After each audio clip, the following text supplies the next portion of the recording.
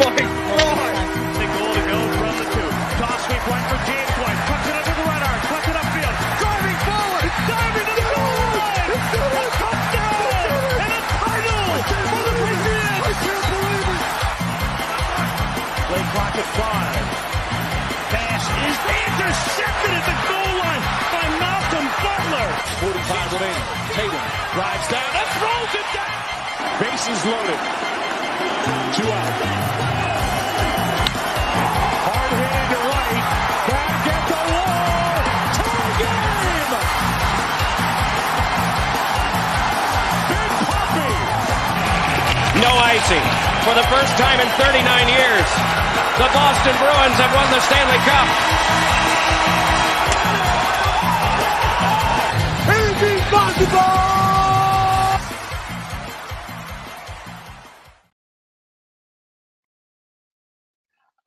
Good afternoon, guys, and welcome to another edition of Kicking with Kruse. I'm your host, Ben Kruse. Hope you guys are having a great Saturday. Hope you guys are having a great weekend. It is the last weekend of June. Crazy to think that we're almost at the end of June. And 2024 has just been flying by.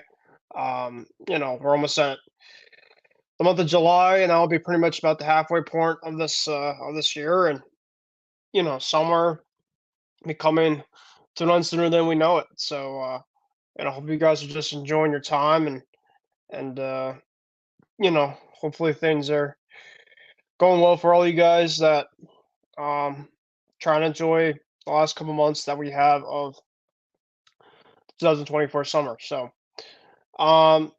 once again, you guys, thank you guys for watching tonight's show on Kicking with Kruse.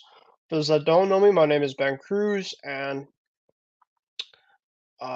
we got a lot to get into tonight in terms of sports in general.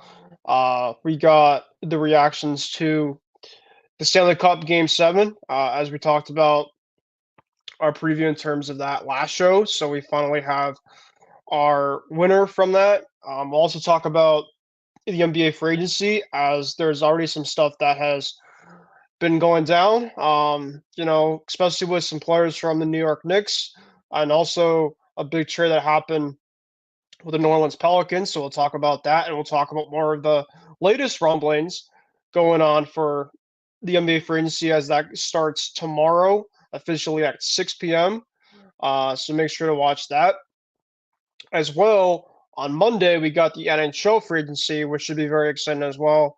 With the NBA and the NHL off seasons, they're going right from the Cup and the NBA Finals right to the off season and some of the best fun stuff of that.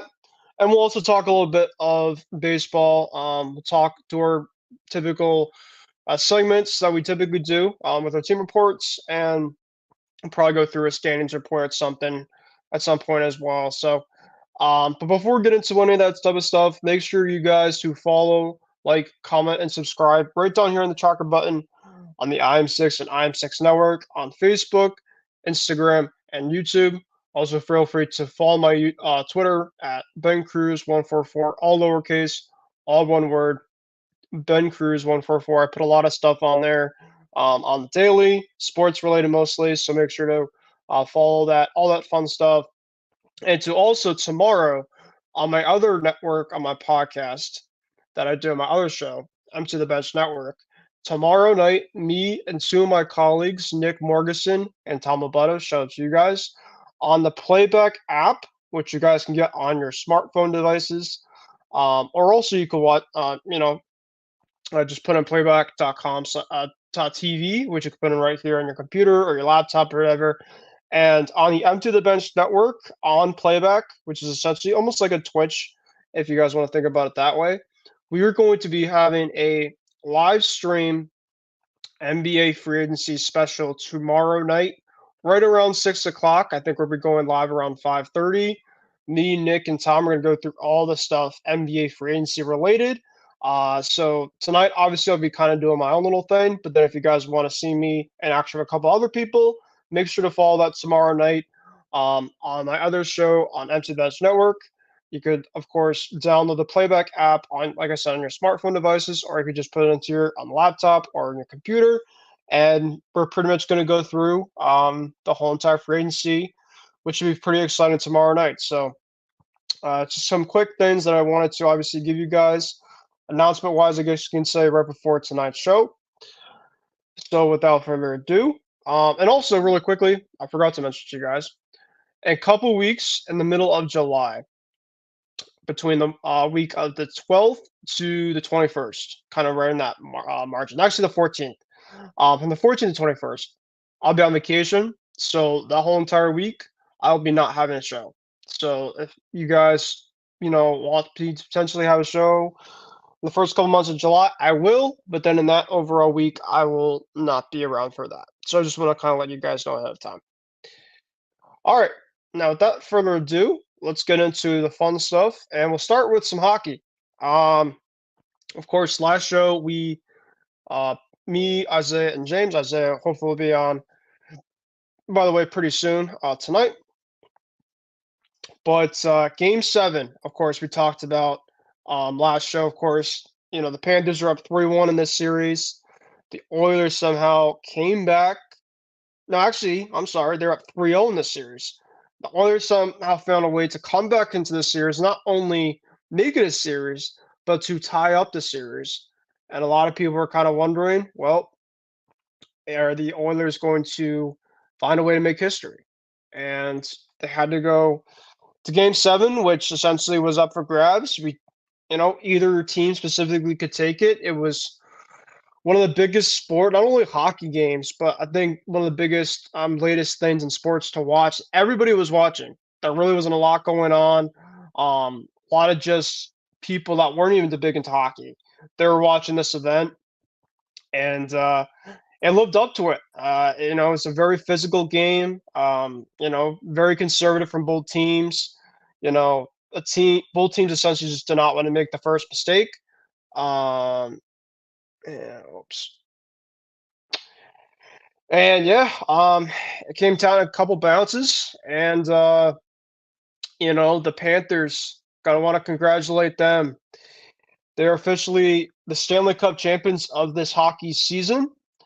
They won by the final score of 2-1 in Game 7. The Panthers won the series 4-3. But man, give a lot of credit to this Oilers team. They really, really fought. They made it from essentially a potential clean sweep to even a gentleman sweep to a series and potentially to upset special.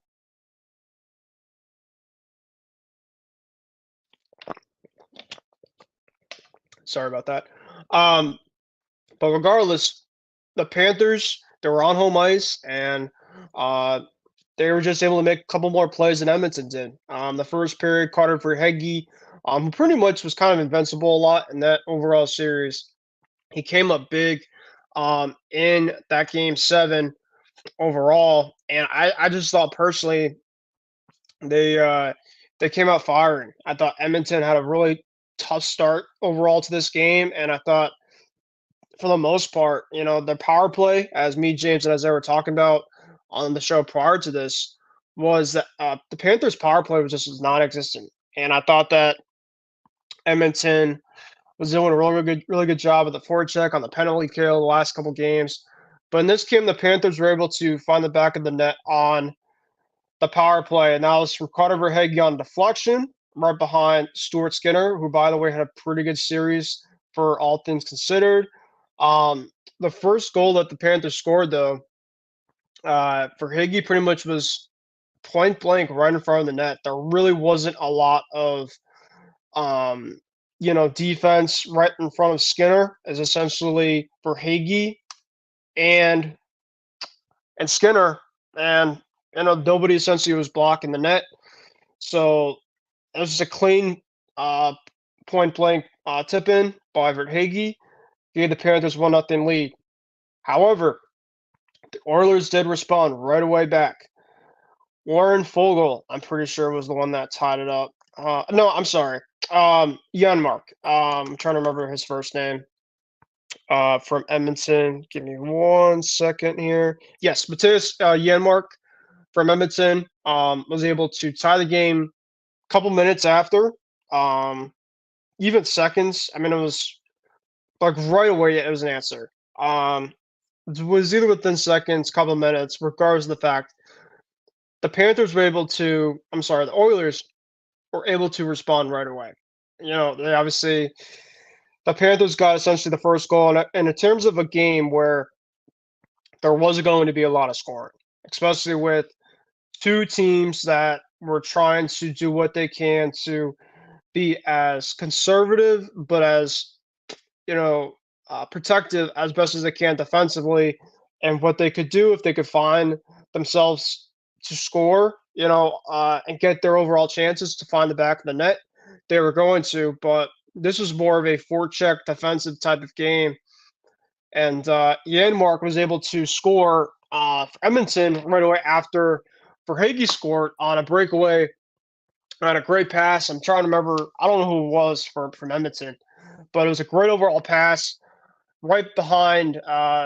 It was either Mont or Ekblad, one of those guys, I think, from Florida. It was really hard to kind of recall a lot of the overall scoring plays itself behind from memory a couple of days ago. But Janmark, it was on a breakaway, found the back of the net, went top shelf over Bobrovsky, and it was 1-1. So pretty much was right away.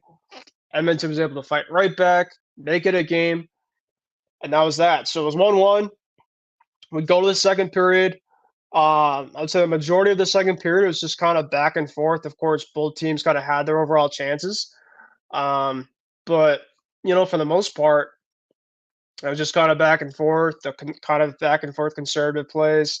There was some penalties from both teams, but I thought all in all, very good, clean overall game by both squads. And, right at the end of the second period, Sam Reinhart was able to find the back of the net for the Florida Panthers to give the Panthers a 2-1 lead.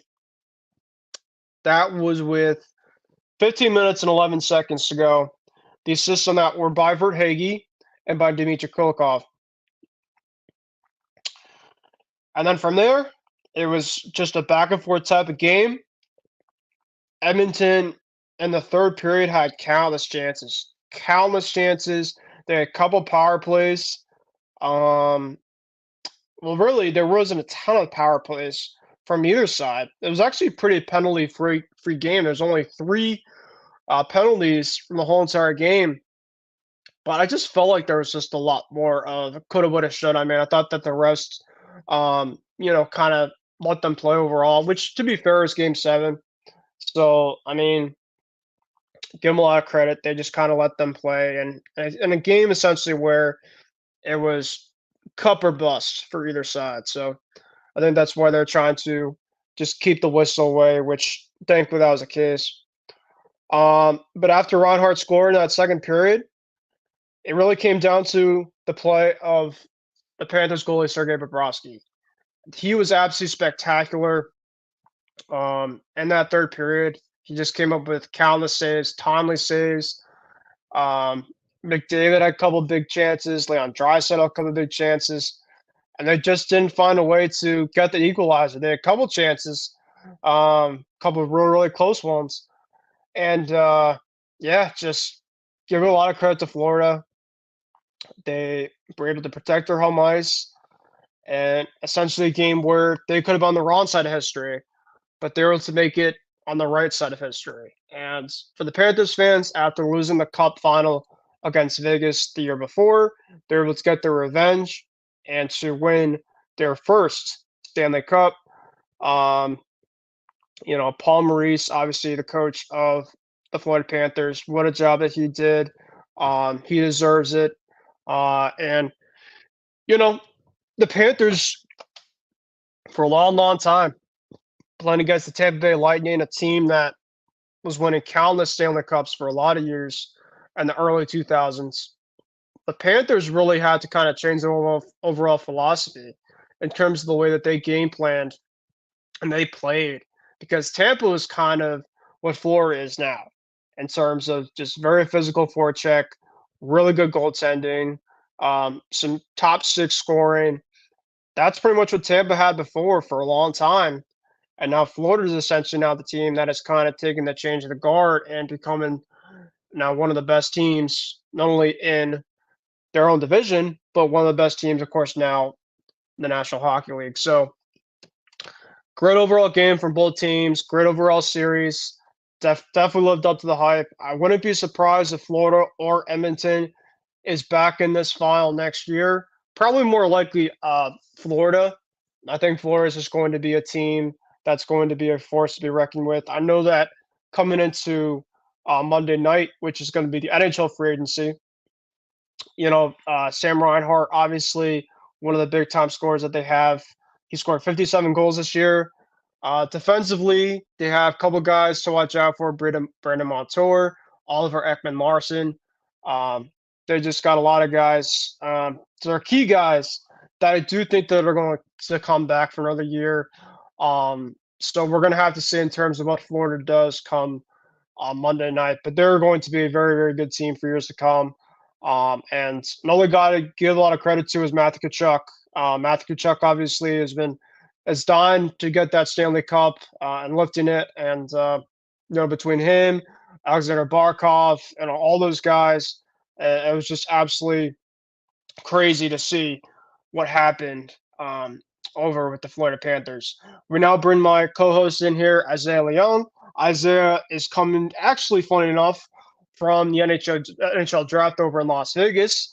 So we could obviously ask Isaiah in terms of how he's been liking the stuff over there. Of course, the San Jose Sharks drafted #1 overall pick Macklin Celebrini, and it looks like we maybe lost him. So we'll see if he comes back on, which I think he will, but we'll see.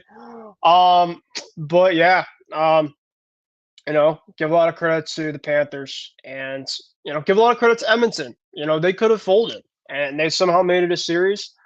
And so we'll see in terms of what happens coming next season. But now we get Isaiah back on.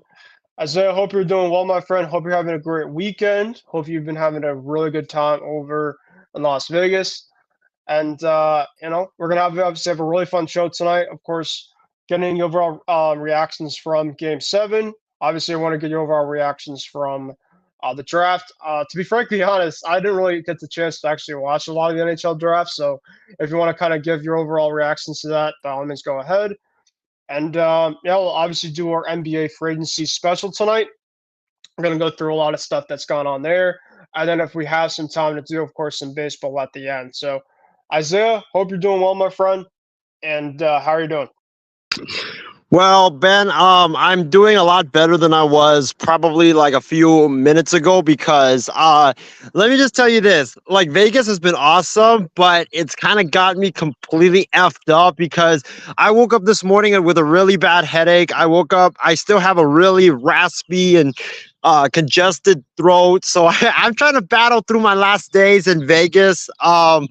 So yeah, I mean, it's been fun, and you probably will hear me coughing throughout the show. But yeah, I mean, it's been fun. The draft yesterday was, it was wild. I got to take a picture and meet up with the new head coach of the San Jose Sharks as he was coming in. That was cool.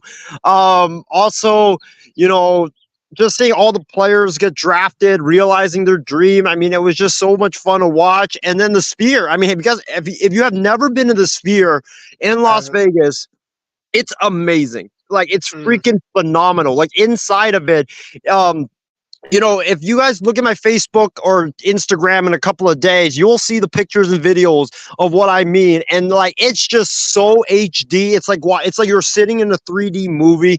It was just so phenomenal just to get to be in there and to get to watch the draft and watch all the players.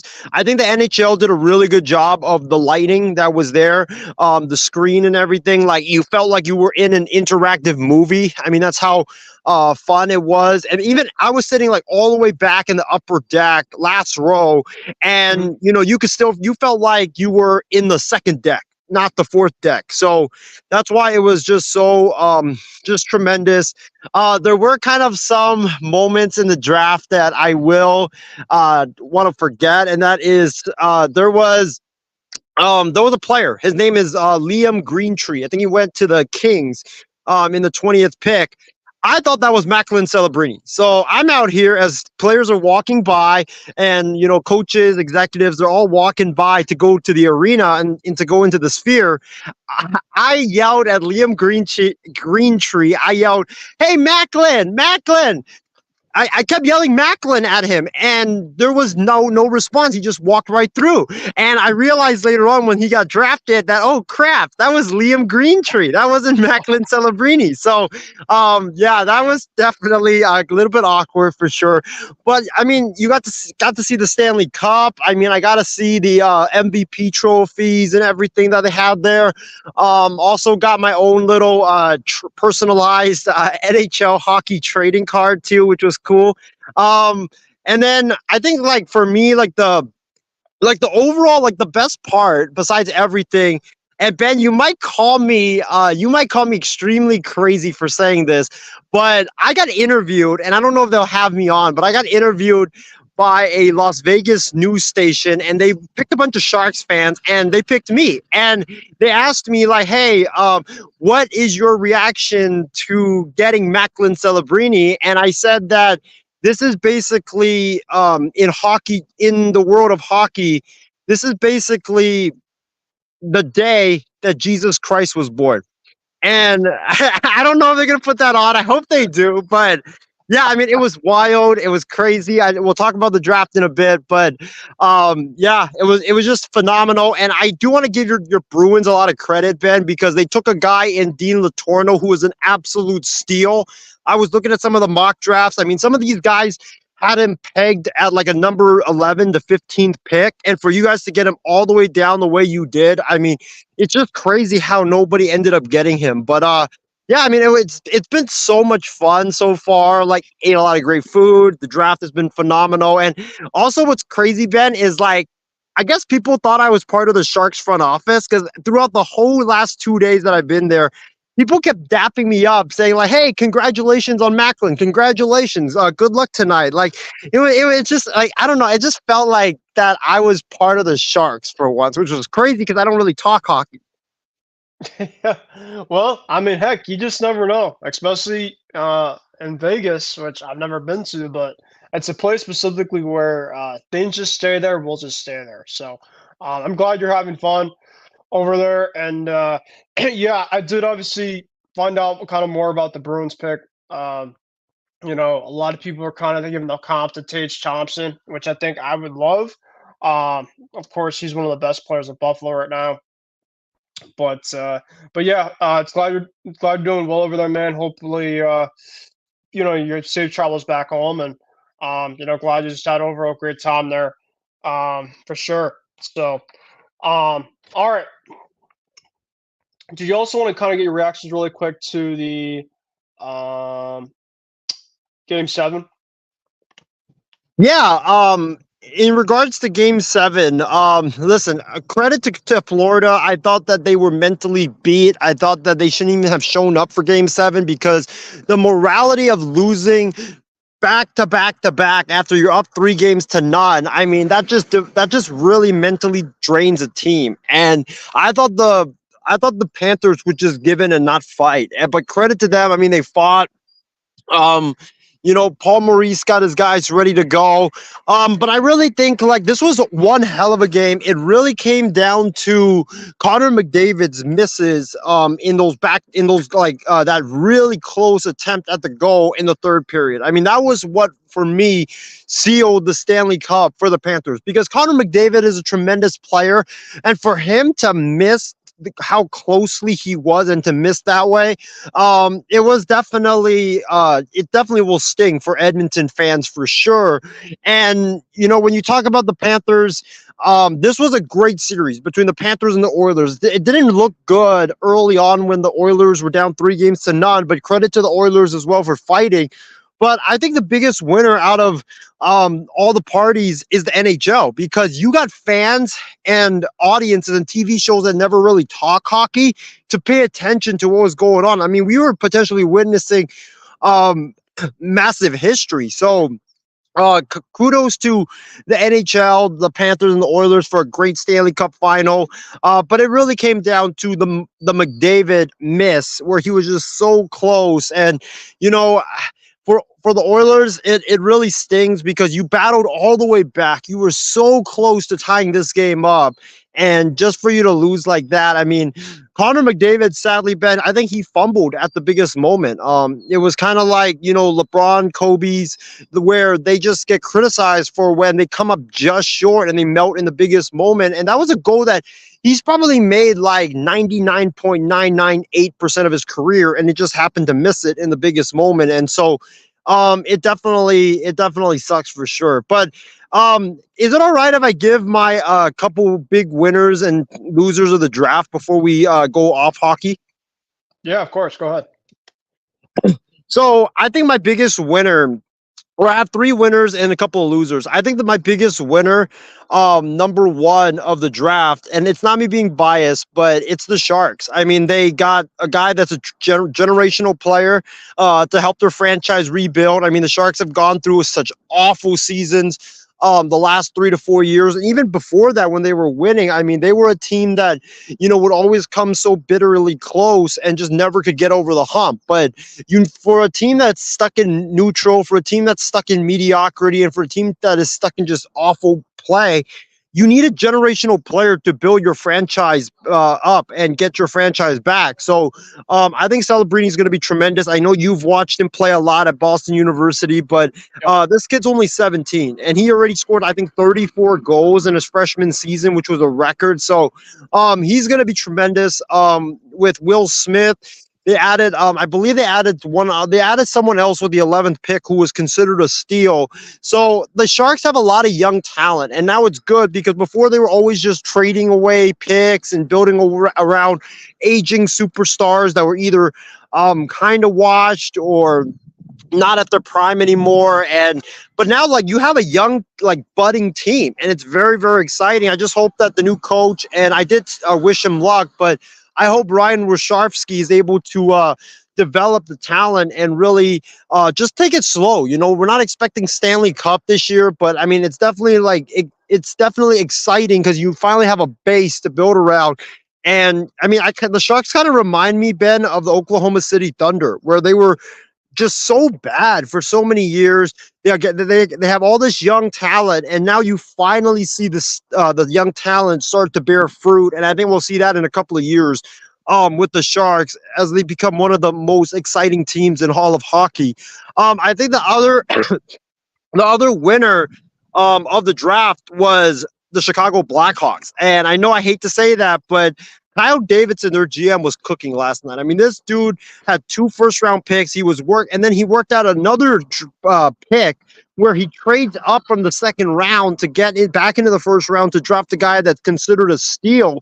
I mean, he had 3 first-round picks, 3 amazing picks, and now you have that to Connor Bedard. I mean, the Blackhawks, they're also going to be one of the most exciting teams. And I think the last winner that I do have is probably, I would say, the Bruins, because I really like the Letourneau pick. I think he's a guy that's really good, and he's a guy that I still cannot believe how Boston managed to get him at the pick that they did. So I think the Bruins, the Sharks, and the Blackhawks definitely my biggest winners. My biggest loser of the draft has got to be the Anaheim Ducks. I mean, yeah, like, I was there yesterday, and I was there, and when they drafted this kid, Benecki, like, I was filming it, and if I'll post this video in a little bit, but I was filming that, and literally when they called his name, you could hear a loud, audible "what the F" from a fan at the Sphere, and then I pointed my camera towards the kid, and I don't know, Ben, if you saw that, but the kid was shocked. He was like mouthing like, "what the F?" Like, he didn't expect to be picked that high. I mean, I looked at the mock drafts. He was supposed to go number like 11 to 15. For him to go number 3 to Anaheim, like, what are you even doing, Anaheim? It makes no sense whatsoever. You're definitely failing Trevor Seagrass for sure. And then the other guy they got in this, the last pick or one of the last picks in the end of the first round, they drafted that guy that was supposed to go in the second round. So, like, just a boneheaded night from Anaheim. Like I don't know what they were doing, taking a bunch of reaches in the first round. Like it makes no sense whatsoever. When you're picking 3, you got to pick the sure thing. And yeah, Benecki's got a lot of potential, or Senecki's got a lot of potential, but I mean, that's a reach. Like, if you were wanting to take Senecki, you should have traded that pick, got more draft picks, and then picked him where he was supposed to be picked. Yeah, I'm looking currently at the draft order. Senecki's player comp to him is Jamie Benn from Dallas, right winner.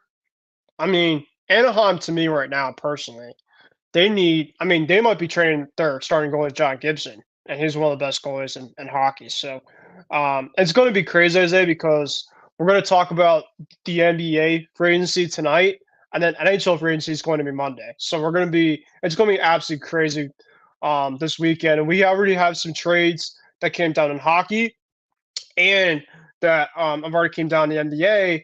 And I don't know if you got to see, but Logan Thompson, who is the Vegas Golden Knights goalie, he was signing autographs for fans, I think today or yesterday.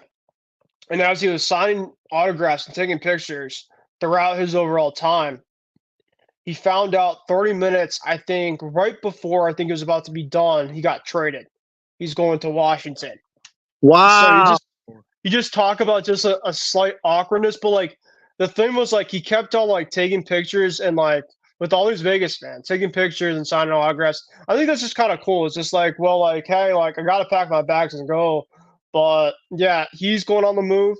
And then Tampa is one of their best starting defense, Mikhail Sergachev, is going to Utah, which is the new team that's gonna be taking over for the Arizona Coyotes. He's one of the best defensemen in hockey, so it's going to be crazy. We're going to have to see in terms of what happens, but that's awesome, though, that you got to see Macklin get drafted. And I just looked at his overall scout report as this is essentially what they say according to Yahoo Sports for about Macklin. Let's take a quick look here. Hold on. If I can find it.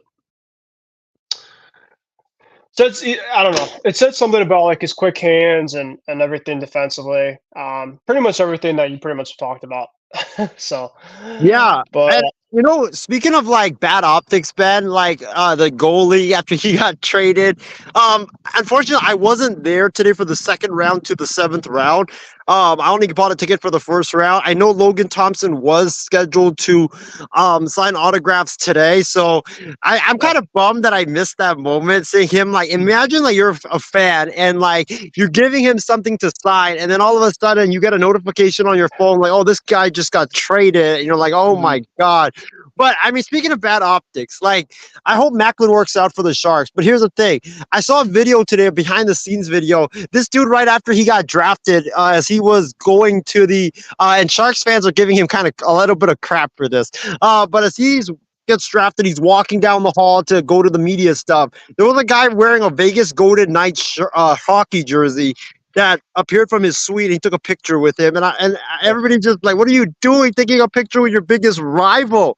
And you're wearing a Sharks jersey and he's wearing a Golden Knights, man. Like, but yeah, I mean, I hope it works out. It's kind of cool also that he lived in the Bay Area from 2018 until 2022. His dad is the head athletic trainer of the Warriors, so he's definitely experienced winning. Yeah, he's definitely experienced winning, and hopefully it works out because the Sharks have just been awful for like the longest period of time, whether it's just being bad on the ice or having so many managerial changes, coaching changes. Like it's been awful in San Jose, and hopefully they can turn the franchise around. all right. We'll talk more hockey. I'm thinking actually, Isaiah, I'm gonna do a hockey like free agency special show later on Monday night. So if you want to join, or James wants to join, or anybody, maybe we'll get Taylor at some point, maybe for that. But I do plan to do kind of a sideshow for that on Monday night to kind of give you guys more content on the free agency and hockey. So without further ado, let's get into some fun stuff. NBA. And NBA, of course, there is a lot of stuff going on. I don't know if you want to get into the NBA draft stuff first, because of course I think a lot of our show tonight is going to be based on what we call tonight. It's the Woj and Shams tracker, and pretty much what that is I'm going to go through a ton of the information from each of the guys. I already have this stuff here on my phone, and we're just going to react to it. That's pretty much it. And then I do think at points we can get into some predictions of maybe some guys that are now going to be free agents. There may be some guys that decline their options here and there. Um, and then after we get through a lot of this stuff, I do want to get to some NBA draft stuff later on in this program. But I do want to get into a bunch of this stuff now because we just got a lot of stuff we got to talk about in this. All right. So the first order of business, Isaiah, is the two big trades that I've already got on leading up to tomorrow night, which NBA free agency officially starts tomorrow at 6 p.m. Eastern time. The first one is Mikal Bridges. That was a bombshell that came, I believe, on Tuesday or Wednesday. Funny enough, that you put out something in our group chat on Facebook, and you're just like, with the NHL, the NBA draft, all this stuff, that you expect fireworks and all this stuff. And with like a couple minutes after you posted that, boom, a Woj bomb appears out of nowhere as Brooklyn's and Mikal Bridges, star player on the Brooklyn Nets, was traded to the New York Knicks. And just talk about crazy. Now, it was quite a haul that the Knicks had to bring back. It was like multiple first rounders, I think, or something like that. Bojan Bogdanovic got moved over there. And I just thought with the Knicks, I mean, it was quite a haul they had to give up. But now, specifically, the Knicks have made two massive things. They brought back one of their key guys in OG Anunoby, and now you bring in a guy, Mikal Bridges, that I think could just add more scoring to them. Their wings, specifically, when you have Jalen Brunson, you have DiVincenzo, now you have Bridges, you have now the Nova boys over in New York. It's going to be a forced team to be reckoned with. And, they were kind of a very good team last year, but you bring a guy like Bridges in, I don't think he's a superstar. And that's why I think specifically, I think it's a little too much that the Knicks kind of asked to kind of give back. But regardless of the fact, I mean, you're getting a guy that is going to give you, I think, a decent amount of scoring and defensively off the wing. So the biggest thing now with the Knicks, of course, now just kind of talking about this overall trade, is if they could keep Isaiah Hartenstein tomorrow night. He's really their big man. Mitchell Robinson, I think, is a good big man, but he's had his injury problems in the past. So if they want to compete with a team like Boston, of course, we just won the NBA Finals this year, the Knicks are going to be one of the best teams, I think, in the Eastern Conference. And, this right now points to me that Brooklyn's going to be having a fire sale probably tomorrow night. So kind of expect some more things to come out. But, man, just kind of what a crazy way to start this week of NBA free agency, as, yes, Mikal Bridges was traded to the other New York team and the New York Knicks. So what was your overall reactions to that? I like it, but I don't like it, because the fact is that, look, listen, Mikal Bridges, he's a good player, but he's not a guy worthy of giving 5 first-round picks for. When you're giving 5 first-round picks, you better get a superstar. Like, you better get a Donovan Mitchell. You better get a Devin Booker. You better get like a Kevin Durant, LeBron James. Like, you better Anthony Davis, Giannis. Like, you better get one of those guys. Like, Mikal Bridges is a nice, like, 3rd to 4th option, but he's not a superstar, and that's what makes me pause on this trade, because you gave up so much for him. You basically mortgaged all your entire future for when you want to get that superstar to take you to the next level. You basically mortgaged it for Mikal Bridges. Mikal Bridges is that superstar that you saved up all the picks for. So, I mean, it better work out. I know they got the Villanova guys reunited with Josh Hart and Dante DiVincenzo and Jalen Brunson and now Mikal Bridges, but I don't know if it's enough firepower to put them over Boston. But they are coming for Boston with all the wings that they have there, the defense, the scoring. I mean, Bridges can score. The only problem with him is that he's a 3rd option. I just don't like a team giving up like 4 to 5 first-round picks if it's not for a superstar. Like, if it's Kevin Durant, I mean, it moves the needle. If it's Giannis, it definitely moves the needle, or LeBron, or AD, or any one of those guys, or Luca. But you traded that for Mikal Bridges, like it just doesn't make any sense whatsoever.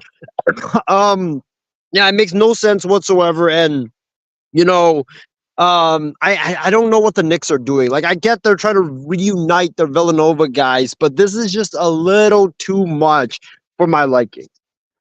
No, I agree. Like you said, maybe like Devin Booker. Like if the Suns somehow kind of moved on, I thought he would be like a perfect fit for the Knicks, or Kevin Durant, like you mentioned, or Giannis.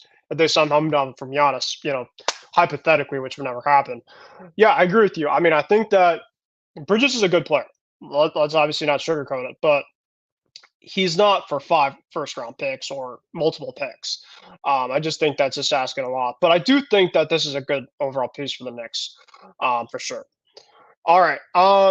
Quickly, two things that did kind of happen, transpire this week. The Miami Heat and Bam Adebayo, 3-time All-Defensive player, is planning to sign a massive contract extension.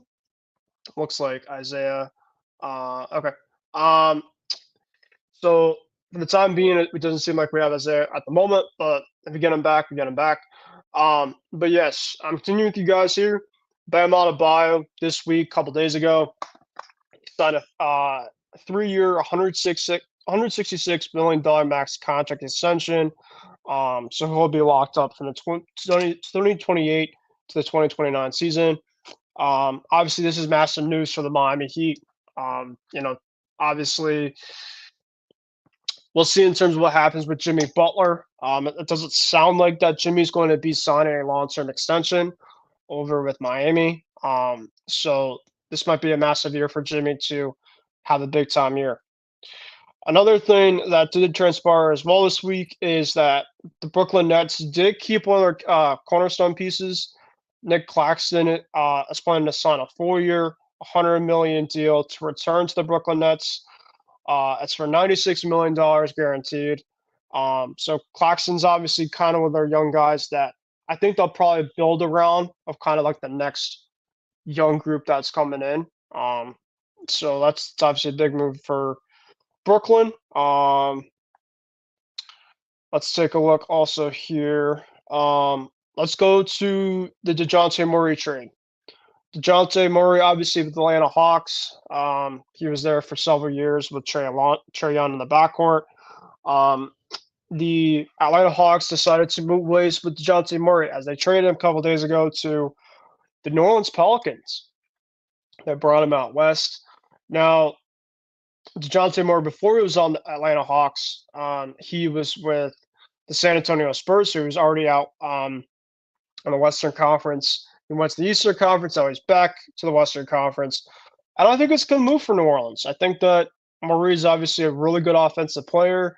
I think that he would work really well with Zion Williamson and CJ McCollum. So I think it's a good move for them. And I thought, they had to bring back Larry Nance Jr. and a couple first rounders. I think it's not a massive haul that they had to give up. Honestly, it was a fleece that New Orleans had. I thought overall that was that.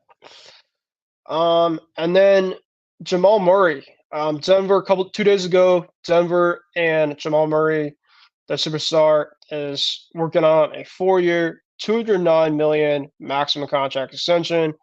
So that's going to be a big time thing for Denver. Speaking of Denver, also they're looks like they're going to be losing one of their key cornerstone pieces, KCP, Kentavious Caldwell-Pope. He declined his $15.4 million player option, so he's going to be becoming a free agent.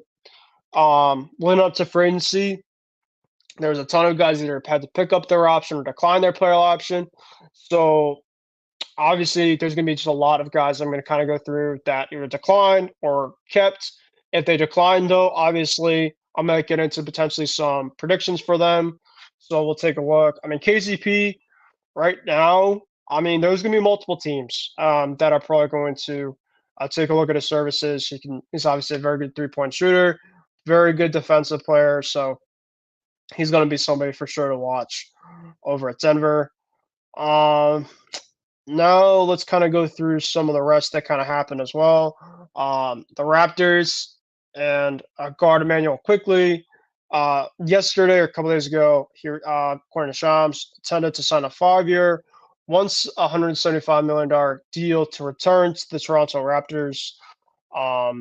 So him and Scotty Barnes, two of their young guys, are locked up long term. PJ Tucker from the Clippers. He exercised his player option. Okay.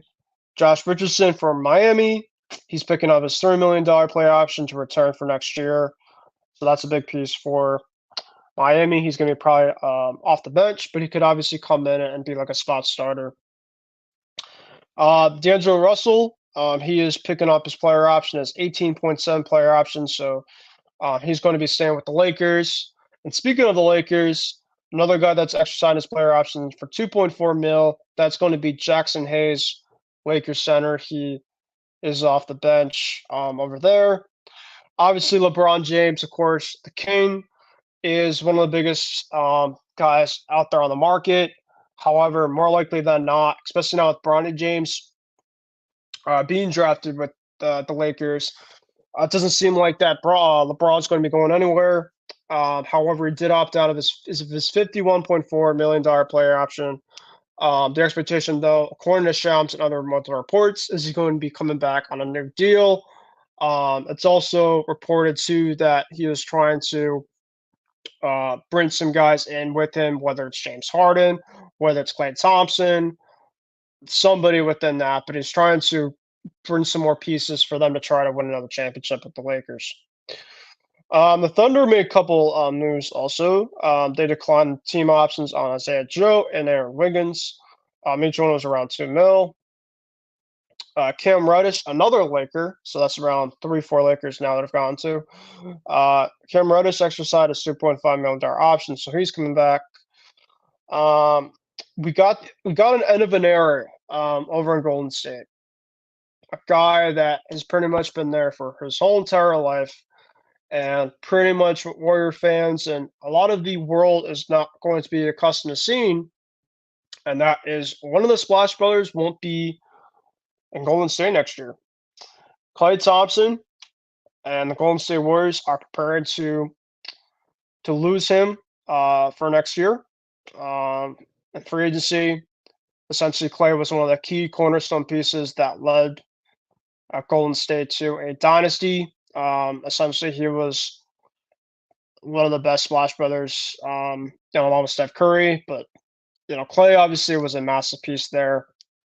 But he's a free agent, and it's a business, and he's going to be somewhere else now.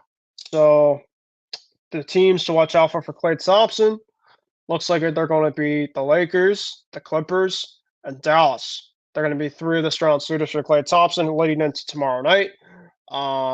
Tim Hardaway Jr. got moved to Detroit, so that led to some salary cap savings for Dallas. So we'll see what happens to Klay. I mean, for me, if I had to pick a team right now for Klay Thompson, I'd probably go with Dallas. I think Dallas is just a really good fit. They really he just kind of fits their team overall. Especially Luka is a facilitator. Klay can obviously just kind of do his thing he's not really number 1 or number 2 option anymore, to be honest. I mean, he could be a 2, but I think he's kind of ready to have that secondary type of guy where the other guys kind of take the overall stuff and then he can kind of follow suit. Today we got some other news. Rashawn Holmes declined his $12.8 million play option to sign a new 2-year deal, $25.9 million with the team. So that's that. And then my other co-host that's not on currently tonight, but he did comment, Paul George is gone. Yes, Paul George is going to be gone from the LA Clippers, as today he is reported to decline his player option. He is still planning to speak with the with the team, as well as the Sixers and the Magic starting late Sunday night, Pacific time. So I know that was obviously a ton of information I kind of threw at you guys, but you know, I'm going to now get into some predictions. So let's do that. So we'll start first with Paul George. So Paul George currently is going to meet with several teams. He's going to be meeting with the Clippers. He's going to be meeting with um, the Magic as well, I think. And Clippers, Magic, and Sixers. And to me, I have a feeling he's going to Philly. I think that Philly and Paul George would be a good fit. Um, you know, I just think kind of he just fits the overall mold. I think that they just kind of have to do something. Philly has to kind of do something. So that's where I think he goes. James Harden, I think he goes to probably. I think he stays. I think that James Harden's going to stay. So one guy's going to go out, one guy's going to go in. So that's why I have Harden going. This is going to stay. Russell Westbrook is staying with the Clippers. That was obviously reported as well too. All right. Let me take a look and see the other guys out there.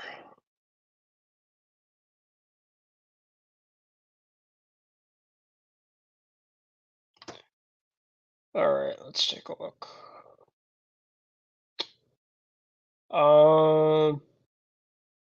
There's just a ton of guys that are currently out, on this list. KCP. KCP. I'm trying to think of where he could go. That'd be a good fit.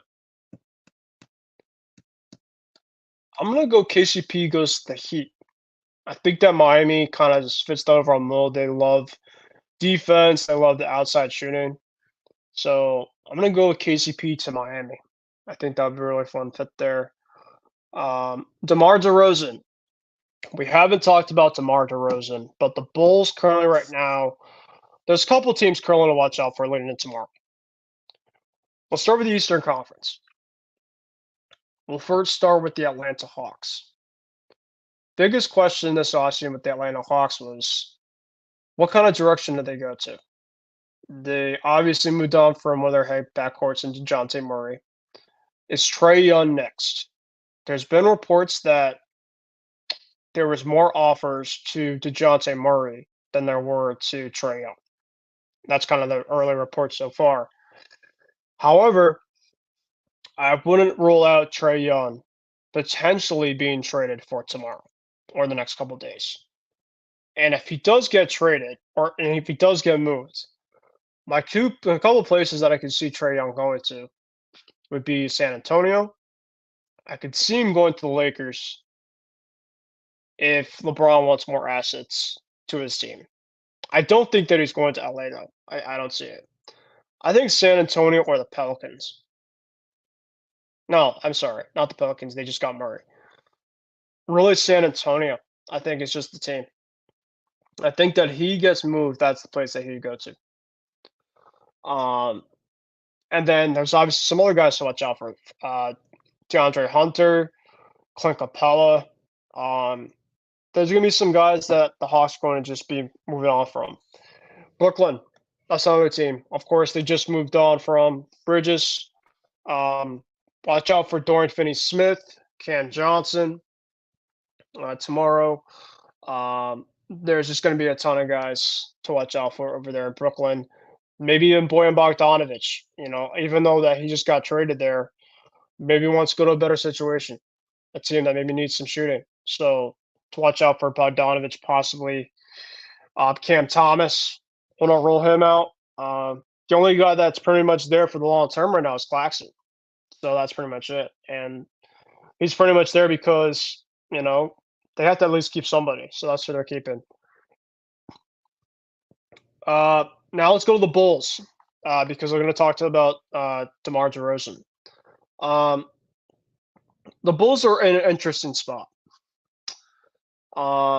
Because they were in a playing situation last year.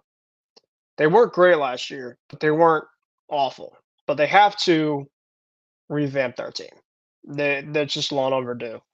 Um, Now, DeMar DeRozan more likely than not is not going to be coming back, and Zach LaVine more likely than not is not going to be coming back. So those are two of their mainstays that they've had there. I wouldn't be surprised if Nikola Vucevic obviously um, leaves as well. I wouldn't be surprised about that either. So they got some decisions to make. And to me, if DeMar DeRozan leaves the Chicago Bulls, I got two spots for him. If Paul George doesn't go to Philly, which is my prediction, I think DeMar DeRozan goes to the Clippers. That's my prediction. I think that that's kind of the replacement. If PG goes to Philly, I think that DeMar DeRozan goes to LA. That's my prediction. In terms of LaVine, I mean, so the Warriors currently are now out on Paul George because he declined his player option. And the only way that the Warriors are going to get Paul George was going to be via he opted into his contract, and it was going to have to be a tag and trade situation. But he didn't opt in. He declined it, so they can't get him now. So the Warriors pretty much are now looking at of what's plan D. And maybe it's Zach LaVine. If Zach LaVine's available, maybe they look at Zach LaVine. So the Bulls are going to be a team to watch out for tomorrow also, for sure. Another team to watch out for is Phoenix. I don't think that Phoenix is going to be moving any of their big time three guys, whether it's KD, Devin Booker, or Bradley Beal, but just something to kind of monitor because, Phoenix is in obviously massive capital right now. So they're going to have to figure something out, at least down the road, even if it's not right now. So watch out for Phoenix. In terms of, let's take a look here as well, because I was going to get into my team report in terms of the Celtics, what their plans are. So I know, yeah, happy free agency, as it's officially 12:05 in the morning, so happy NBA free agency to all who celebrate. One of my favorite days of the year. Okay. Tobias Harris. That's another one to watch out for. Harris is going to be a free agent. I have him going to Detroit. I think that the Pistons are going to try to get some guys. They're just going to, at this point, they're in a massive rebuild. So they're just trying to bring some guys in. They're one of the teams that's probably going to overpay for some guys and bring some guys in and see what they can do.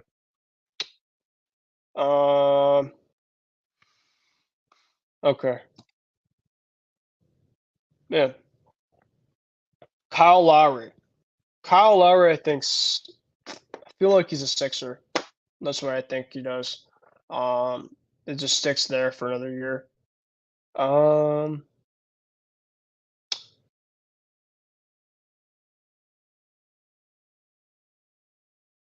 Isaiah Harkinson. I was going to get that from New York. I think that he leaves the Knicks. So the Knicks obviously kept Anunoby. They brought in Mikal Bridges, but I do think that they're going to lose some of the big-time big court guys, and that is Isaiah Harkinson and Precious Achua. Achua, of course, is one of the big guys off the bench. So the Knicks are going to have to figure out what they're going to have to do at the front court. Now, of course, they do have Mitchell Robinson, but they might need to get some insurance for tomorrow. Kind of one of the wild cards to watch out for is what the Utah Jazz are doing.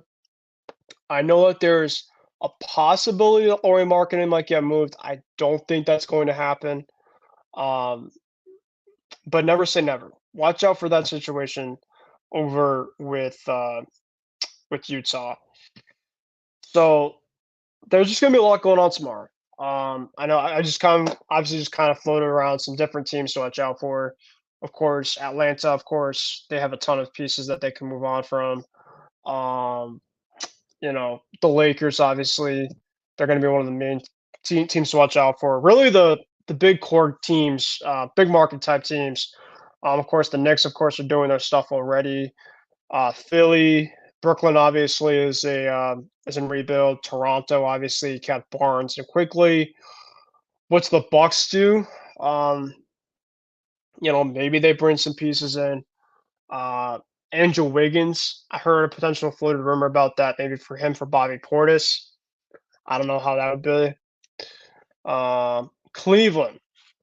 Now, I know with a lot of these backcourts, and I was thinking about this before coming on air tonight.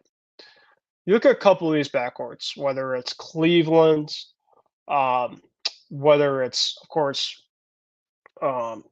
Atlanta, um, Chicago, Dallas, a couple teams that have multiple superstars, right? And some teams that have guys that want the ball in their hand consistently. And, as great as it is to have those type of players, it's of course NBA is a all-star driven type of league and star driven type of league. If they don't, if they two guys essentially want the ball at the same time, that's just only one ball. And it really just come down to, I look at more of can they cohesive be play with one another. You look at a team like Phoenix, right? They had a poor big three of Kevin Durant, Devin Booker, and Bradley Beal. They made it to the playoffs this year. They didn't win one single game. If you told me that Devin Booker, Kevin Durant, and Bradley Beal would not win one single game in this past year's playoffs, you'd be looking at me like you're crazy. But then you start to think a little bit, and you're like, wait.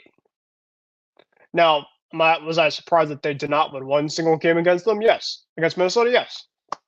I thought the T-Wolves definitely going to give them for sure a series. I would have been shocked that they won it, but I was shocked that Phoenix didn't win one single game. I mean, it doesn't matter if you have all the talent in the world. If it can't be cohesive and you can't build off one another to play good defense, it's not going to matter. It's not going to matter. So I look at some of these teams. I mean, Cleveland, you look at Garland and you look at Donovan Mitchell. I think that's a really, really fun backcourt. The problem is Darius Garland is a primarily ball-handed type of point guard. He wants the ball consistently at all times. Donovan Mitchell, more likely than not, he wants to be the overall playmaker. I think specifically if you're the Cavs, you've got to keep one guy. Donovan Mitchell is the guy you want to keep. We got Isaiah back on here. Isaiah, welcome back on. Darius Garland is the guy specifically that I think if you're the Cavs, you're going to have to kind of take a look and see what his future is long-term with them. Because, you have to look at what Chicago's doing right now. A couple of these backcourts that they look pretty on paper, but sometimes you just kind of have to move on. You're going to have to kind of move things on. And originally, if the Pelicans didn't get DeJounte Murray, I was thinking maybe that Darius Garland was going to be a perfect fit for New Orleans. Now, with Murray over there, Garland's services for any other team currently right now is a little more on the limited side. So Cleveland might keep their guys. That's what they might do. Indiana, they're pretty much set. They brought back Siakam. He's going to be there long term. Orlando, watch out for Orlando to potentially be some buyers coming in tomorrow night. They got a ton of cap space. They declined their option on Joe Ingles. Also I believe on Marco Fultz. Paul Banchero is an absolute young superstar, but heck, maybe watch out for Brandon Ingram tomorrow. because I don't think Ingram's going to be with New Orleans long term, especially now what they have Murray, McCollum, and Zion. There's no spot. There's no spot for Brandon Ingram right now. So watch out for Orlando, possibly to be a player for him. Look at Miami. What happens to Jimmy Butler long term? Currently, according to Shams Charania, a couple days ago, it sounds like that he's not going to be in our long-term plans. Is it because potentially of his injury problems? Is it because maybe they want to go out and try to get Donovan Mitchell or a Trae Young type? Maybe they just don't believe in Jimmy Butler of winning a championship. I don't know. And then you look at Charlotte and you look at Washington, two teams that are probably going to make some moves, but very, very minimally. All right, Isaiah, I want to ask you this. We obviously went through some of the Shams and the Woj stuff. I'm going to let you take the floor for a little bit. What are some of the biggest things you want to watch out for NBA free agency tomorrow? Some players you want to watch out for tomorrow? And before we get into our team reports, is there anybody that you're watching out for tomorrow night that can really kind of kickstart the landscape of things to watch out for and free agency? Yeah, hopefully my voice is better, but it's a big one. And that is Klay Thompson. This guy, future Hall of Famer, he is most likely gonna leave the Golden State Warriors. And from what Shams put out today, it looks very likely that he's gonna leave. And when I woke up this afternoon, I looked at my phone, I was like, it was all buzzing with Laker fans that I follow, and they're talking about Klay, they're talking about Klay, they're talking about Klay. And I had always wanted Klay Thompson on the Lakers with LeBron and AD because I thought that would have been a great fit since he can just serve as the guy that gets the open looks and then just knock it down because LeBron and AD, they're gonna drive into the paint, they're gonna muddy the paint, and then they're gonna have like a lot of wide open shots available. So that's a guy that I was surprised. I wanted the Lakers badly to get him. I was surprised to hear that there was so much smoke in that direction because the Lakers just weren't a name that were thrown out there for Klay Thompson, and there was no way that it looked likely. But now you're hearing he might take the mid-level exception, that he might be part of like a sign-in trade to bring him to LA. So yeah, I mean that's the one name that I really want the Lakers to get, and I'm really hoping they get. LeBron might take a pay cut to try to get Klay Thompson and James Harden into the fold, or even Jonas Valanciunas, the big center out of the Pelicans. So yeah, I can't wait for that. I hope that comes to fruition. I think he would be a great fit for the Lakers. Other names that I'm looking at right now, obviously, what happens to Paul George? Because when you look at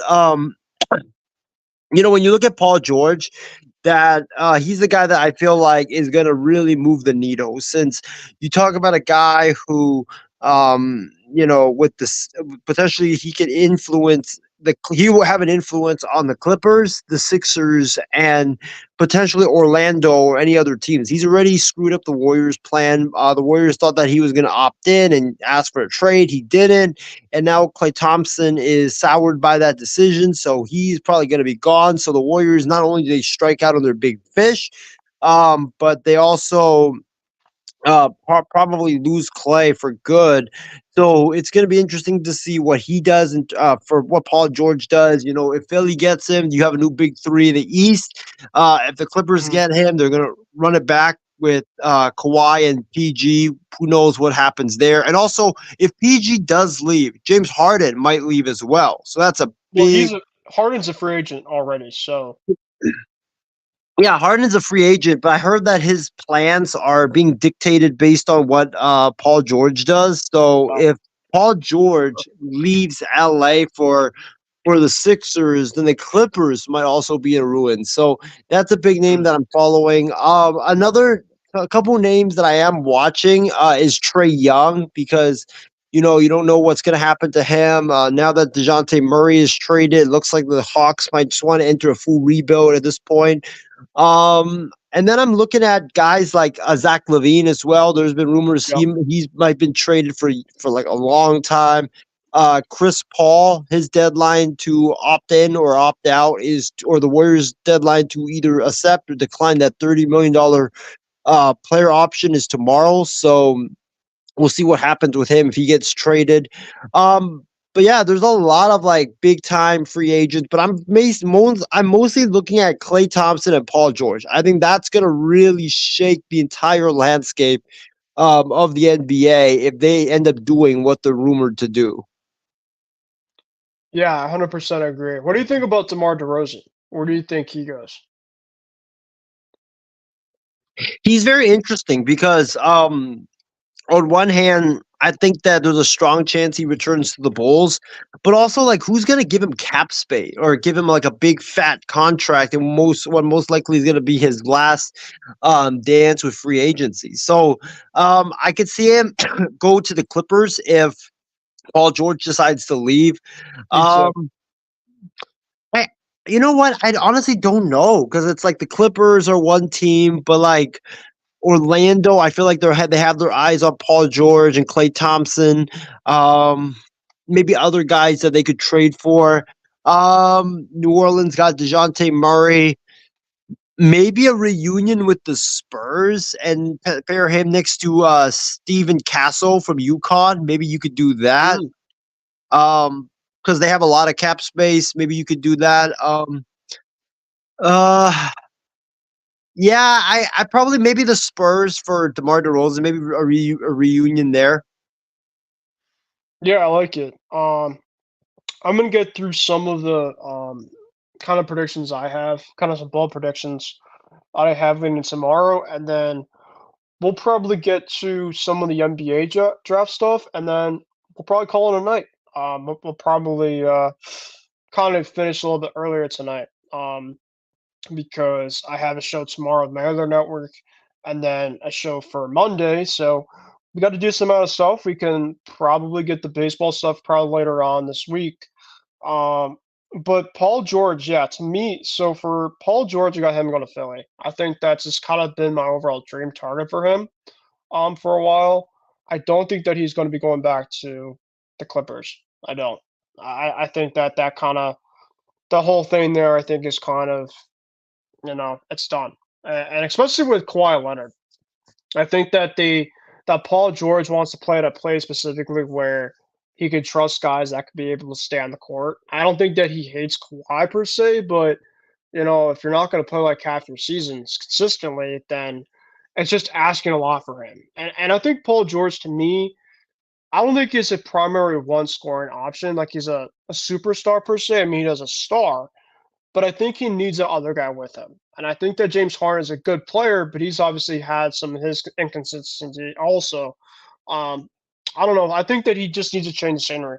And I think if he goes east to play with, um, Tyrese Maxey and Embiid, outside of the Bucks and the Celtics and the Knicks, I mean, Philly could be in a top 5 Eastern Conference spot. So, and you look at the West, I mean, they're just stacked. So he may just have a better chance to compete for a potential championship if he goes somewhere where he has a better chance of winning. So I got him going to Philly. I got Brendan Ingram, Isaiah, going to the Magic. I Wow. think Okay. that I think that the Magic have a decent amount of cap space. I think that they want to get a guy to pair with Paolo Banchero and kind of take the Magic to the next step. Maybe get them from like a first rounding team to like a late second rounded type team. Maybe like last year's Cavaliers, and where like they're not expected to be like championship, even finals contender type, but like a team that's going to give a team fits and like a team that's going to be competitive. Um, so I think Brandon Ingram to the Magic be actually a fun fit with him and Boncaro, and they kind of play similar too. I mean, Paulo like that mid range game. Brandon Ingram, very good mid range type player. So I like that fit there. Zach Levine, I have him going to Golden State. I think that Golden State, that's the kind of their low key plan B option because they're not going to get Paul George. So I'm going to go Zach Levine to Golden State. I think that they're going to kind of go with that, kind of a low risk, high reward. Because I don't think you're at the cost of bank for Zach Levine because he's just not available as much as he once was. DeMar DeRozan, I have him going to the Clippers. I think that you're going to kind of have a new kind of core over there with DeRozan, with Harden, and with Kawhi, and of course with Westbrook back. So that's my new little core that they have there. James Harden, I have him staying. Not surprised about that one. Um, man, I'm trying to think who else.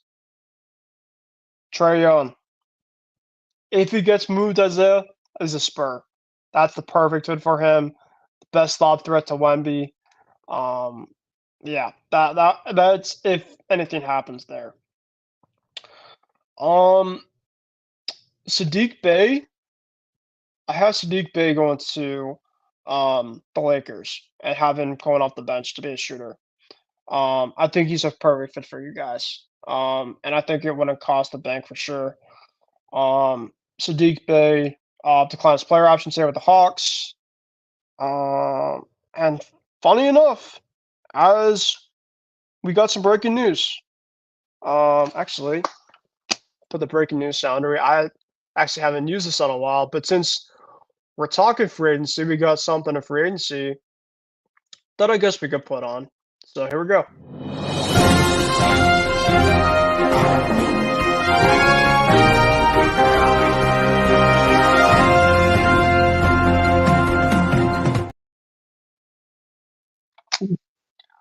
Okay, so this is according to Shams Charania. This isn't a big time player, but it's kind of an overpay. But give a lot of credit. So we've talked a decent amount about the Chicago Bulls. Patrick Williams has intended to sign a 5-year, $90 million deal to return. Wow. Yep. Wow. So Patrick Williams, he's kind of been with their team, kind of like a secondary third option. But yeah, 12:18 in the morning Eastern time, we got to move. So anything that kind of floats by before we kind of finish up tonight's show, like I'll just put the breaking news sounder on. And as though you find anything, you could obviously text me it too. But yeah, that was right in the year. Patrick Williams, 5 years, $90 million option to return to the Bulls. Ben, this tells me that DeMar DeRozan is leaving because I had heard that Patrick Williams wanted a bigger role. That's why he was considering leaving Chicago. So if they re-signed him, it means that they probably are giving him that bigger role and giving him that either that number 2 or that number 1 option next to Zach LaVine. So I think that this is an indication that once free agency opens tomorrow, I think in either tomorrow or in the next couple of days, I think DeMar DeRozan is gone. Yeah, I agree. I mean, they gave him a massive boatload deal. Like, I like Patrick Williams, don't get me wrong, but that's just like DeMar DeRozan's money, like get me out type of thing. So that's that. Yeah. Before we get into the NBA draft, I guess Isaiah, is there any bull predictions that you have going into tomorrow night? Yeah. I probably wouldn't say it's like bold, but I probably would say, okay, to start, I think Paul George ends up in Philly just like you, because I think that situation with the Clippers just feels like it's over with him and Kawhi and Harden and Westbrook and those guys. It just feels like it's over, and it feels like that the parties want to move on. So I think that that's what's going to happen tomorrow. And I think Philly gets a new big 3, and it's going to be scary good with Paul George's shooting abilities, his ability to play make, and then you have Maxey as well, and Joel Embiid. I mean, that's going to be a really scary trio in the Eastern Conference. In terms of I would probably say Klay Thompson, I think, ends up in LA. There's just too much smoke there. Klay Thompson, I think if there was any other team Klay was going to leave Golden State for, it would be the Lakers, because he grew up a Lakers fan, grew up idolizing Kobe. His dad played for the Lakers. His dad is a broadcaster for the Lakers. And imagine Klay Thompson with Anthony Davis and LeBron James. You have Klay Thompson having that Ray Allen Miami role, just constantly shooting the 3 and shooting wide open shots. I think it would be a revival for his career. So I got him going to the Lakers. in terms of the other free agents or trades possibilities that you named, I don't think Trey Young. If he gets moved, I could see the Spurs probably. I could see the Magic too because they do need a point guard. They don't really have one. Trey Young's a guy that is a really good shooter and really good playmaker, and him and Paolo and Franz Wagner, I think would be a deadly trio in the East. Brandon Ingram is interesting. I think he's definitely out of New Orleans. And Ben, I think he goes to the Golden State Warriors as like a consolation prize. The Warriors, they just feel like they need to do something because if they don't do something, their fan base is going to be pissed. Mike Dunleavy is going to be on the hot seat, and the Warriors just feel like they're desperate to want to get back to the glory days. And I think that they're going to trade some of their young players to get a Brandon Ingram who's younger. You pair him with Curry and then Draymond Green. It doesn't fully alleviate the loss of Clay, but I mean, I think it's the best the Warriors could do. Zach LaVine, I have him. That's tough because I don't know who's going to want him because he. How much is his deal? Like $50 million or something like that? Something ridiculous like that? I'm gonna look for you right now. Let's take a look here. So he signed a 4-year, $78 mil contract with the Bulls. The $78 mil was guaranteed. Oh, so it's wow, okay. Because I've been reading reports that his contract was like $50 million per year or something ridiculous like that. He got a player option in 2026, 2027, and he's a free agent officially in 2027, 2028. But I think he's long gone before that happens. I think with the Bulls, they need to get everything out of there. They just need to start fresh. And with that Patrick Williams signing tonight that just went off, like you said, that's DeMar DeRozan money. I mean, you don't pay. I mean, listen, I like Patrick Williams, like I said before, but he's not that. No, he's not. But I think with LaVine, it's tough because he's got a monster contract. So, and I got LA getting Philly. Can you see him go if Paul George doesn't go to Philly? If Paul George maybe goes to like Orlando and does like a spin like drama type thing? Yeah, I can see that. I can see the Sixers and Daryl Morey being like desperate to try to get him. They have to, yeah. Philly and Golden State, I think, are the two teams tomorrow that I think are going to have to do something. Oh, and if Klay Thompson leaves Golden State, oh my God, that is going to be a huge void. But they do have Podziemski, but he's not really like a star. So, you know what? I got a surprise. I think that Zach LaVine, I just don't know if anybody would want him given his monster contract.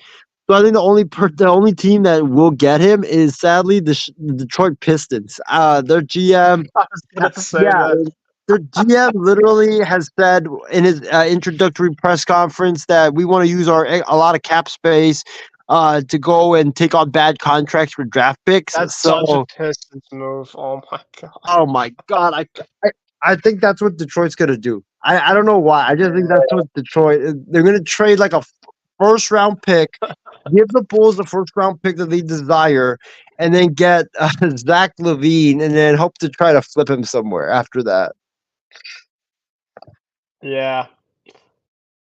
Well, we'll see. But with that being said, let's quickly go into the NBA draft set before we call it a night here. Isaiah, of course, your Lakers are pretty busy getting two of the most highly named players in Dalton Connect, who, like you said off air, we had no idea that he was going to fall this late. I don't know why. There was a ton of teams that passed on him, but I kind of saw it as things kind of get closer and closer. You guys' pick, I'm like, yeah, you guys have definitely got him. And yeah, I mean that's obviously massive for you guys. I think Connect's going to be great. And you guys got Bronny on the second round, so I'm not surprised about that. I guess the Celtics had a chance to draft him the pick before in the second round. they didn't decide to do that. Um, so what do you think about your picks? I know with the Celtics, they got Brent Sharman, who I think is gonna be a really good fit. They got him from Creighton. I saw a lot of him because, of course, I'm a UConn fan, and he was really, really good against UConn in his time we were at Creighton. So I mean, he's obviously really the only well-notable guy that I kind of know from that draft for the Celtics that they did well. But how do you feel about the Lakers? Because I think, like you said, I was saying, like Connect is going to be great as well as Bronny is going to be. But I don't know about how much Bronny's going to really play. I mean, it's going to be curious to see in terms of that overall like connection with him and his dad. Um, so I mean, are you in favor of Bronny coming into LA? I know you're obviously very in favor of Connect, but how do you feel about the other guys you got? In terms of Bronny, you know what's funny is I was on the plane when that happened. I was watching the draft, and then when it kept getting close, well, I mean, I kind of knew it was going to happen, but because Bob Myers had said a couple of hours before that Rich Paul, Bronny's agent, was calling teams saying not to draft him or he was going to go to Australia, so I kind of expected it. When it went down, I was just like, I mean, it's a second round pick. It's good that he's gonna go play for his dad. I guess it's cool, but honestly, Ben, I just wish that the Lakers. I mean, I love the Connect draft pick. If they had kept their pick, that's the guy that I wanted to get.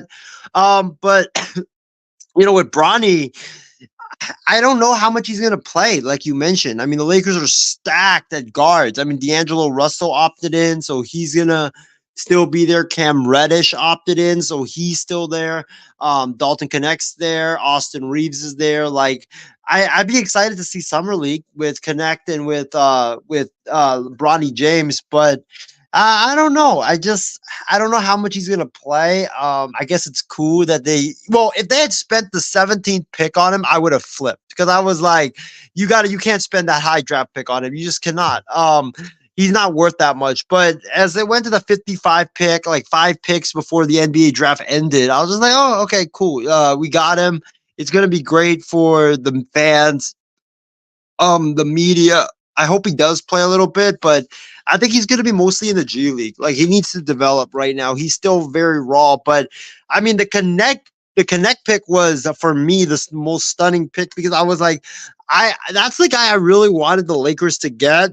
Well, as I was studying the draft, but I was like, I didn't think he was going to be available because a lot of people had him at 5 or 6 or 7. And then you saw as the draft kept going on and on that he's available. And then when the Miami Heat picked Ware and the Sixers picked, I was like, it cannot. I hope the Sixers pick someone else. I hope Connect falls to the Lakers.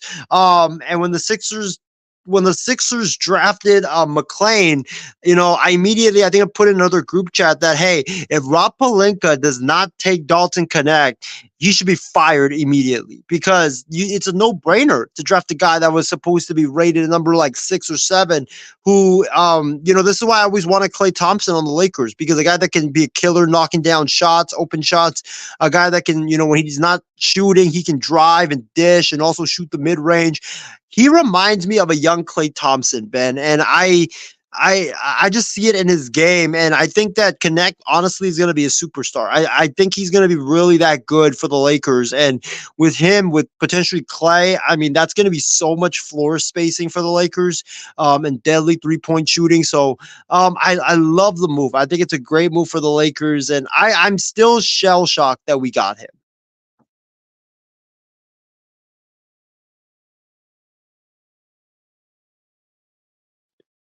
You should, man. I mean, it's a really good pick for you guys, and we'll have to see how that works out, how you guys do with them down the road here, but time will tell.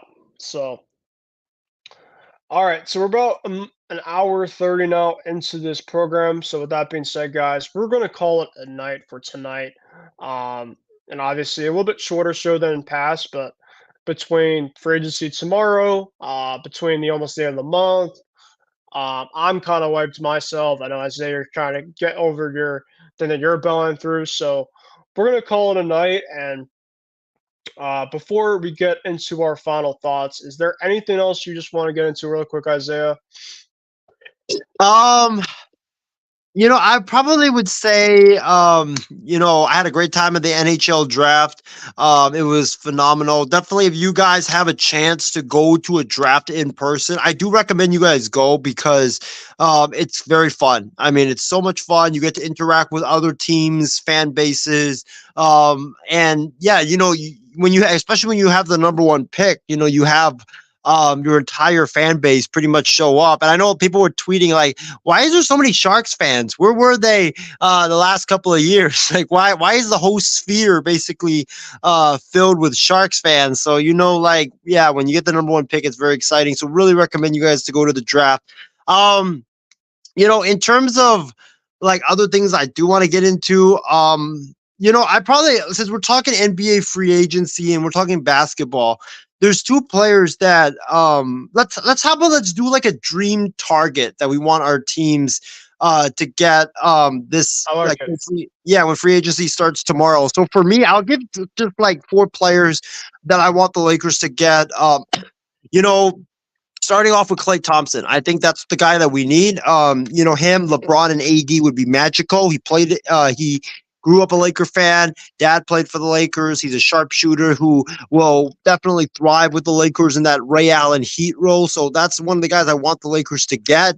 Also, Andre Drummond is another guy. He's a free agent, big. I feel like the Lakers need to get more size because Denver has bullied us the last several years and we're going small and it just makes no sense. So AD and Drummond regular season, I think would be good. And then you have all that shooting with Klay Thompson potentially, LeBron James, and Austin Reeves. Reeves and Thompson being your backcourt. I think that would be good defensively as well as offensively with Reeves being a great playmaker and then Klay Thompson's ability to shoot the ball. So Drummond, I think, would work. And then the final two players I do want the Lakers to get is, you know what, Ben? I don't know why, but I've been stuck on Lonzo Ball. If he gets bought out from the Chicago Bulls as a backup point guard, I think that would be like a good thing to take a look at because he's a really good passer. He can be like the Reeves floor general. You get LeBron to play more off the ball with Klay if you get him. So either Lonzo or Chris Paul. I think that would be a great fit. Remember, Chris Paul, yes, he's not what he once was, but he still is a very productive player off the bench. So I could see him. And, that would rectify like the David Stern vetoing that Chris Paul deal from like 14 years ago. So that's either Lonzo Ball or Chris Paul is one of the targets for me. And then I think last but not least, I would probably say last but not least, the guy that I really want the Lakers, besides all the targets that I've listed, the guy that I really want, I don't know if they'll have enough cap space for him, but I want Mo Wagner because he's a guy that can stretch the floor. He's a guy that can be a lob threat. He can kind of be like JaVale McGee. The Lakers have thrived when they play, a center next to AD and have more size. So that's my target for the Lakers. I like it. I think that you guys have a pretty good chance to get Klay Thompson. I mean, I think it's going to come down to you guys, Dallas, Orlando, and watch out for OKC. I just think that OKC has all that draft capital that they could pull out anything out of the hat tomorrow night. So obviously, just watch out for them. For the Celtics, just to keep a lot of the same team. I mean, if don't break, don't fix. A lot of the starting five is going to be back between JT, JB, Drew, Kristaps, and Al Horford. Al definitely is coming back. These are to confirm that. They did pick up Sam Hodge's option today. I think that's obviously kind of a low-key great move from Brad Stevens. I think for us specifically, I'd say it's going to be coming down to like a backup center maybe because Kristaps is going to be out for 5 to 6 months. So, I'm not expecting Al Horford at this point in time, at this age, to play all the games until Kristaps is out. So there's a couple centers to watch out for. Actually, one of them you already mentioned that I'd be interested in. So maybe take a look at some backup centers. I think Daniel Tice, maybe a reunion with Daniel Tice. I know that's not kind of the flashy type of name per se, but we don't have to go pretty flashy actually at all whatsoever. Um, I think Tice would be kind of fun. A reunion once again. He knows obviously the system, of course, as well. Jackson Hayes. If you guys lose him, from the Lakers, I think that I think Hayes he would be a already fun. picked up his option actually from last night. It was like something that broke like late last night where he picked up his option Okay. to come back to LA. Okay. Um, well, I mean, if he was available, I'd be interested in him. Mason Plumlee. I know. Miles Plumlee. I think it's one of the Plumlees. No, I was watching reading an article when you were talking, and then one of the Plumlees as an option. Um, Mo Wagner. I think when you put off the year there, I think that's interesting. I've kind of been a Wagner fan, and the Celtics really like guys that can stretch the floor. He's a guy that can stretch the floor, but he obviously can pick and pop as well too. That would be interesting. So there's a couple guys. Like I said, they don't have to go crazy. They don't have to get the flashy type of names. They don't even have to go out and get like a second tier type of guy. Um, they just have to kind of bring a guy in. I do think they have to kind of focus on more of the extension prioritizing. Like I do think that Jason Tatum's going to get the supermax regardless, but they need to pay Derek White, in the 4 to 5 year type of range. I think he wants to stay, but they got to give him the extension for sure. So it's just gonna come down to a couple guys. Nimius Kate as a free agent. He's a big man. He might leave. Oh, Shea Brissett might leave, but it's not a massive worry really for the Celtics. I mean, next year Jason Tatum's gonna be a free agent, but that's pretty much going to be a supermax type of thing, kind of similar to why Jaylen Brown when he was a free agent. They just kind of put the stuff in. So I'm not really expecting a lot from the Celtics, but I'm obviously very excited for what's to come tomorrow night with all the rest of the teams out there. Okay, so James seems like he put a decent amount of comments in, so let's read the kind of the comments that he had. Panthers went back to their strengths, definitely. He also said, haha, they don't look alike, Isaiah. I think he was talking about your story when you were talking not to Macklin, but the other guy. Yep, Liam Greentree. Yep. uh, I was kind of rooting for the Oilers to come back, the impossible task. I think we all were James. Unfortunately, it didn't happen. Knicks potentially pay a lot to get Bridges, but it'll add or ice scoring to the Knicks. I do agree. Like I said, Bridges is obviously is a good player, but just asking for like 5 massive guys in return is just a tall task. He is durable. I will give him that. Knicks want Bridges and told them to give him a bunch, definitely for sure. And like I read before, from his Clippers, Paul George is gone. Okay, I think both of our voices, I say, need a break.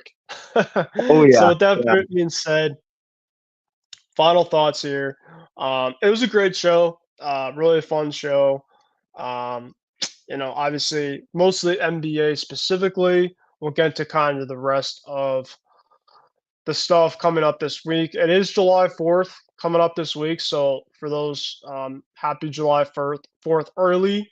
I said before you came on, Isaiah, that's crazy that we're already in July, kind of coming up soon. That just doesn't feel right. But I guess it feels right at the same time. I mean, I guess we are in summer. Um, I'm going Oh to be yeah. away in a couple.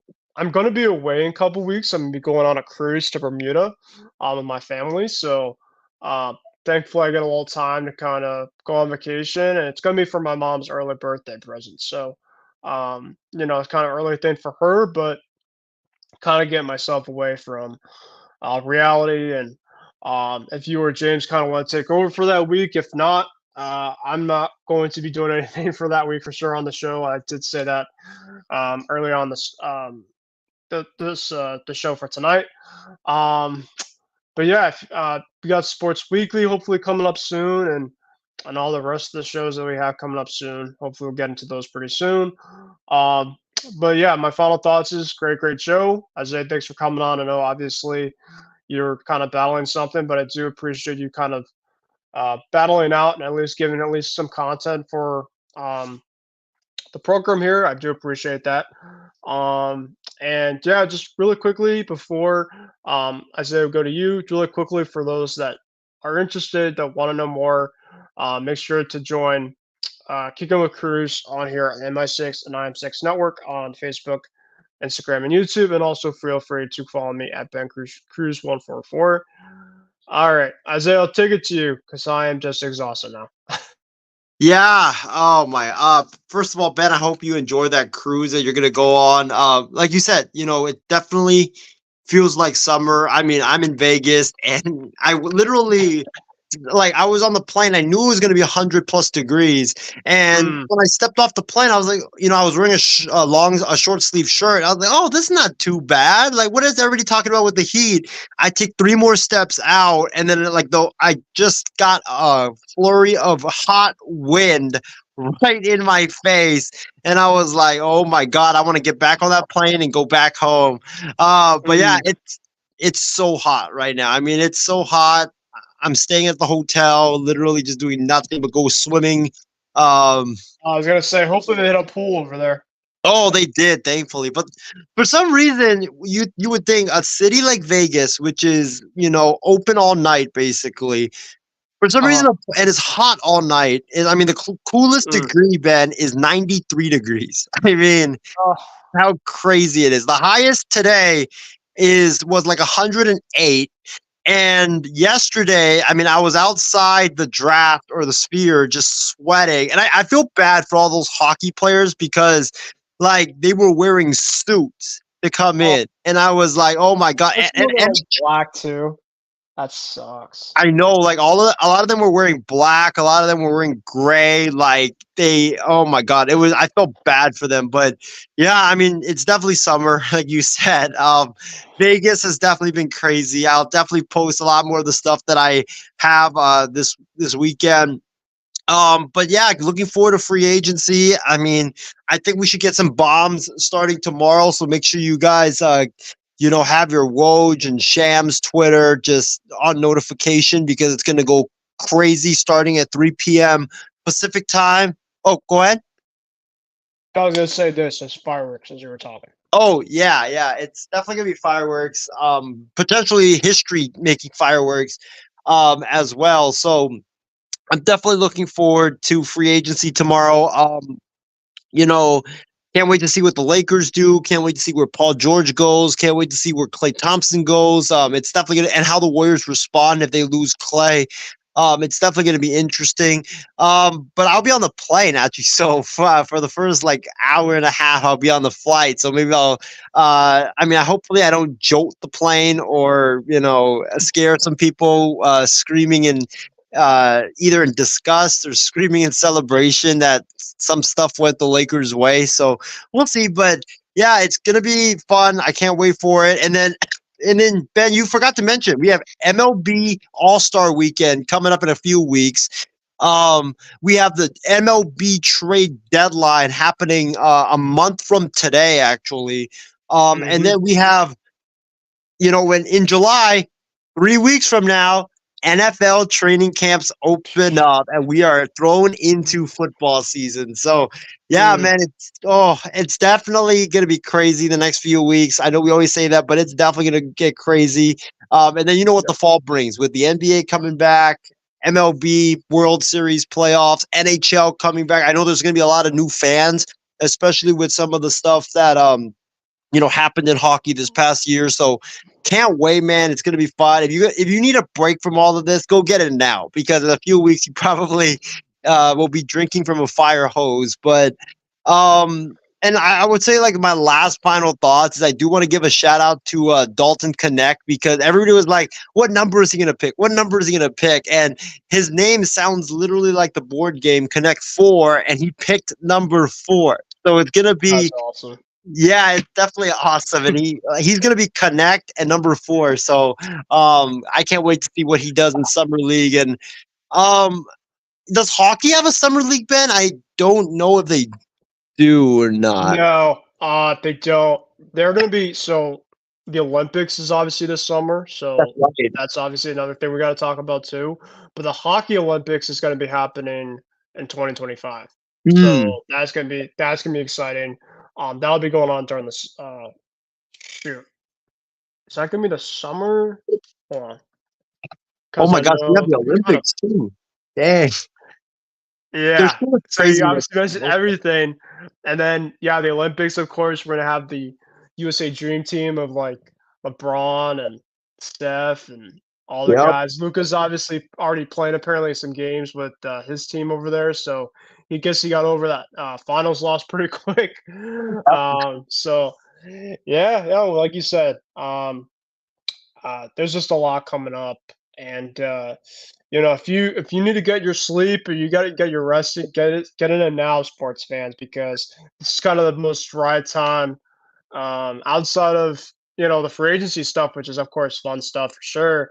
But outside of like baseball, it's pretty much just kind of the dog days of summer, I guess you can say, are kind of starting to feel it. I guess Oh, now we're close to it. and So and the NHL free agency starts on Monday. So we have NBA yeah, free agency. That's can't wait probably going for to that. go on a couple of days. And then you have NHL free agency. And I mean, I know Yeah. the Sharks have to spend like 35 million in cap space or whatever just to get to the salary floor. So, um, I have a feeling, Ben, that they're just going to be dishing out like crazy deals left and right just to get to that floor. Like I could see like them going after like a Leon Draisaitl, for example, and giving him like a 1 year, $45 billion deal just to get over that floor. So it's gonna be crazy. And if you're a hockey fan, I know I've gotten into hockey some. I even bought a puck yesterday from the There we draft. go. There Yeah, we I go. know. Like I'm becoming a full-on hockey fan. Went to the draft, Let's go. got the puck, There we went on go. TV and basically said that Macklin Celebrini is the second coming of Jesus out here.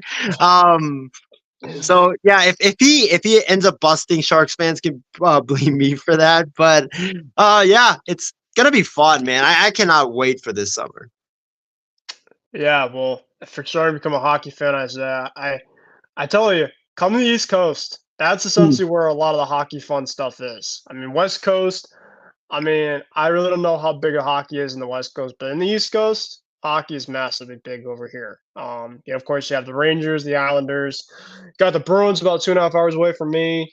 Um, you know, I'm like 3 hours from Philly, so like I can go see the Flyers. The Penguins are probably like 5, 6 hours away from me. I mean, theoretically, like I got teams left and right that I can make a drive up to back. I mean, I can maybe stay a night too, but if you ever want to go see a hockey game, man, I'm 10 minutes away, 15 minutes away from the New York Islanders AAA team. So, and that was actually the team that I used to work for a couple years ago, which was a fantastic experience. Working hockey is actually out of a lot of sports that I've worked on in the past. I mean, of course, I worked at the Patriots. I worked a couple years ago, but working minor league hockey was just an awesome experience. I mean, I just something about being in the ice to me. It's awesome. So, but yeah, no, it's glad that you really enjoyed your time at the draft, and definitely safe travels for tomorrow for sure. So, all right. Without further ado, guys, thank you guys for watching. Um, we'll make sure to give you guys an update in terms of what our next show is going to be. But I will be having a show Monday night. That's not kicking with Kruse. It's kind of be like kind of a secondary show. It's going to be all hockey related. It's more of the face-off type of show that we have. Me, you, and Taylor. Maybe James comes on. I don't know, but that'll be the next time that I'll be on here on the network. But without further ado, guys, thank you guys for joining Kicking with Kruse. Hope you guys have a great rest of your weekend. Hope you guys have a good 4th of July. If I don't see you before then, maybe I have a show the day after or that day after that. Yes, hopefully we do a face-off hockey special, maybe on Monday, actually, after free agency. We'll see. Um, but yeah, hope you guys have a great rest of your evening. Enjoy the free agency tomorrow night. Like I said, make sure to follow MC the Bench Network on my other podcast show, as I'm going to do a watch party with my two other co-hosts on that. But without further ado, guys, that's A. Leon, Ben Kruse, starting off for tonight. Hope you guys have a great rest of your evening. Oh my sweep one for James White. Cuts it under the right arm. Cuts it upfield. Driving forward. Diving to the goal line. A touchdown. And a title for the Patriots. I can't believe it. Play clock at 5. Pass is intercepted at the goal line by Malcolm Butler. 45 remaining. Tatum drives down and throws it down. Bases loaded. 2 out. Hard hitting to right. Back at the wall. Tie game. Big Poppy. No icing. For the first time in 39 years, the Boston Bruins have won the Stanley Cup. Anything's possible.